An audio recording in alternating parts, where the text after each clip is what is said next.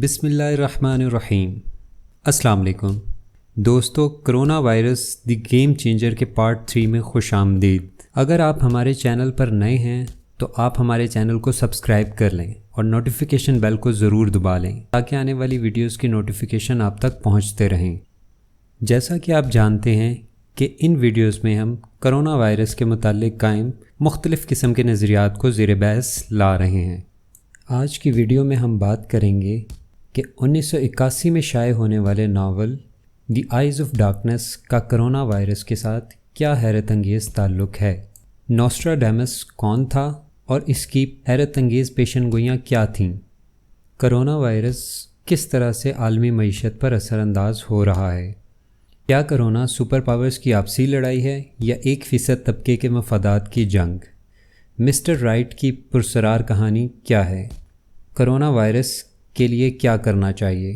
1981 میں امریکی مصنف ڈین کونٹز نے ایک ناول لکھا جو کہ دی آئیز آف ڈارکنیس کے نام سے شائع ہوا تھا۔ حیرت انگیز طور پر اس ناول میں ایک بائیو ویپن کا ذکر کیا گیا ہے۔ مزے کی بات تو یہ ہے کہ اس بائیو ویپن کو پہلے ایڈیشن میں گورکی 400 لکھا گیا، لیکن بعد کے ایڈیشنوں میں اسے ووہان 400 لکھا جانے لگا۔ گورکی بیسیکلی ایک روسی شہر ہے۔ جب تک روس قائم تھا وہ 1% اور امریکہ کے لیے خطرے کی گھنٹی تھا۔ تب تک روس کے شہر گورکی کو اس بائیو ویپن کی طرف منسوب کیا جاتا رہا، لہٰذا 1981 کے ایڈیشن میں گورکی 400 لکھا گیا۔ بعد ازاں روس ٹوٹ کر بکھر گیا۔ چین کی صورت میں ایک نیا عالمی چیلنجر سامنے آیا۔ اس نئے عالمی چیلنجر کی آمد کی وجہ سے آئندہ کے ایڈیشنوں میں اس بائیو ویپن کا نام تبدیل کر دیا گیا اور ووہان 400 لکھا جانے لگا۔ ویسے حیرت کی بات تو ہے نا کہ امریکی ناول کے 2008 کے ایڈیشن میں ایک بائیو ویپن کا نام تبدیل کیا جاتا ہے اور تبدیل کر کے ووہان 400 رکھا جاتا ہے، جو کہ اسی قسم کی جان لیوا وبا پھیلا سکتا ہے جیسا کہ کرونا پھیلا رہا ہے۔ اور 2019 میں حقیقت میں ووہان شہر سے ایک وبا پھوٹتی ہے جو کہ پوری دنیا کو اپنی لپیٹ میں لے لیتی ہے۔ اب بات کرتے ہیں نوسٹراڈیمس کی، جو کہ 16ویں صدی کا فرانسیسی نجومی اور فزیشین تھا۔ اس کی تحریروں نے کئی دہائیوں کی پیشن گوئیاں کی ہیں۔ نوسٹراڈیمس کو ماننے والے اس بات پر قائل ہیں کہ اس نے 1666 میں لندن میں لگنے والی آگ، 1933 میں ہٹلر کے عروج، ہیروشیما اور ناگاساکی پر ایٹمی حملے اور 9/11 کی پیشن گوئی کی تھی۔ نوسٹراڈیمس کی کتاب 1555 میں شائع ہوئی تھی۔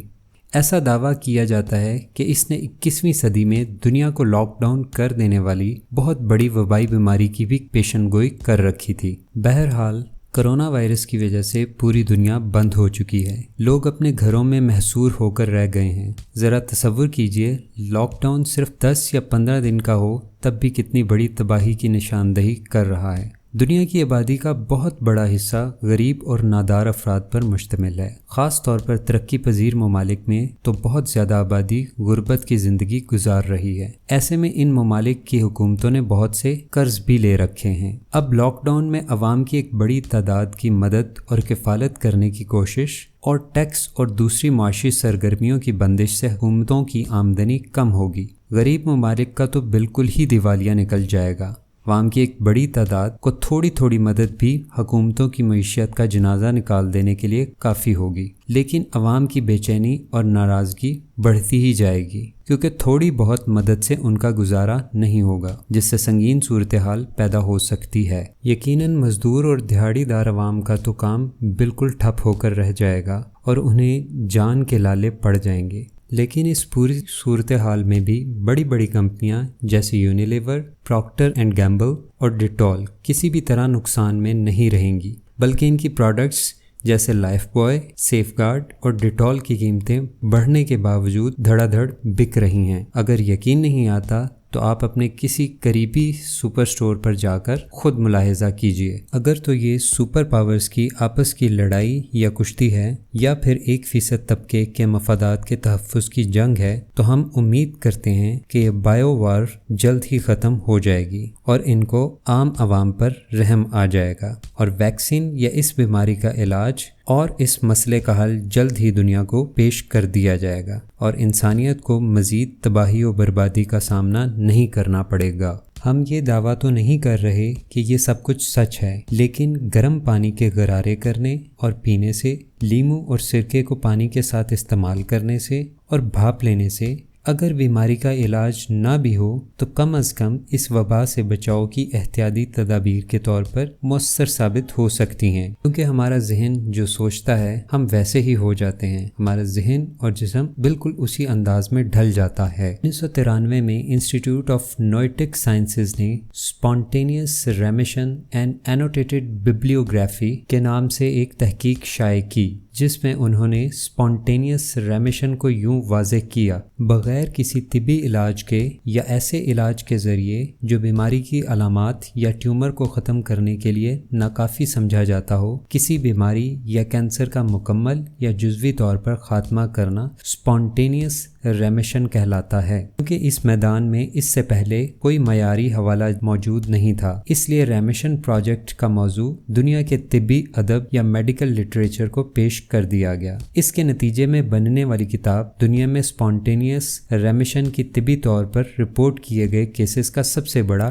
ڈیٹا بیس بن گئی، جو کہ 20 سے زائد مختلف زبانوں میں 800 سے زائد جرائد کے 3500 حوالہ جات یا ریفرنسز پر مشتمل ہے۔ 13 اکتوبر 1998 کو سینڈرا بلیکسلی کا ایک آرٹیکل دی نیو یارک ٹائمز میں پبلش ہوا، جس میں ایک مریض مسٹر رائٹ کی کیس اسٹڈی کی گئی۔ 1957 میں مسٹر رائٹ کو ایک قسم کا کینسر ہو گیا اور ان کے جسم پر کینو کے سائز کے ٹیومرز نکل آئے تھے۔ وہ اپنے ڈاکٹرز کو تازہ ترین سیمپل ڈرگ دینے کو کہا کرتے تھے تاکہ ان کی بیماری کا خاتمہ ہو جائے۔ ڈاکٹرز اس ڈرگ کو صرف ان مریضوں پر استعمال کر رہے تھے جن کے پاس کچھ وقت موجود ہو، جبکہ مسٹر رائٹ زیادہ سے زیادہ 3 دن زندہ رہنے والے تھے اور اتنی دیر میں ڈرگ کا کوئی اثر نہیں ہونا تھا۔ لیکن رائٹ کے بے حد اصرار پر ڈاکٹرز نے بالآخر ان کو ڈرگ کی ایک ڈوز دے دی اور وہ اپنے گھر چلے گئے۔ جب 2 سے 3 دن بعد واپس آئے تو ان کے دانے آدھے سائز کے ہو چکے تھے۔ اس ریسرچ میں لکھا گیا ہے کہ ڈاکٹرز حیران ہو رہے تھے کہ دانے ایسے پگھل رہے تھے جیسے برف کو آگ کے اوپر رکھا گیا ہو۔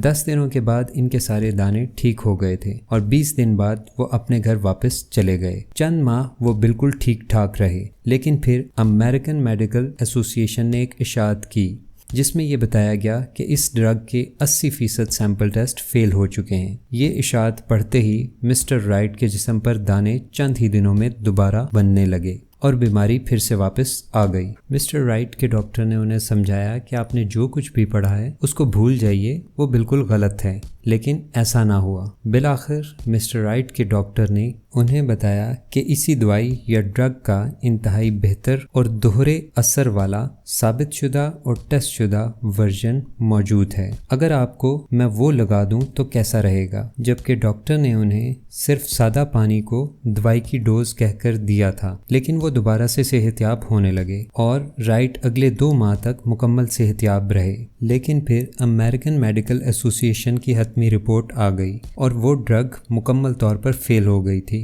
اور تمام ٹیسٹ ناکام ہو چکے تھے۔ اس رپورٹ کو پڑھنے کے 2 دن کے بعد رائٹ کی موت واقع ہو گئی۔ اس سے ہمیں پتہ چلتا ہے کہ انسان کی نفسیات اور ذہن کا اس کے صحت یاب ہونے میں کتنا عمل دخل ہوتا ہے۔ لہٰذا کرونا سے بالکل مت ڈریے اور پوری احتیاطیں کیجیے۔ آپ اپنے ذہن میں رکھیں کہ آپ بہت سی احتیاطی تدابیر کر رہے ہیں۔ آپ کرونا سے بالکل محفوظ رہیں گے کیونکہ آپ نے مکمل احتیاط کر لی ہے۔ اور اگر بالفرض اللہ نہ کرے کہ آپ کرونا کے مریض ہیں تو یقین کر لیں کہ ڈاکٹرز آپ کا بہترین علاج کر رہے ہیں اور آپ کو اللہ پاک جلد ہی مکمل طور پر صحت عطا فرمائیں گے۔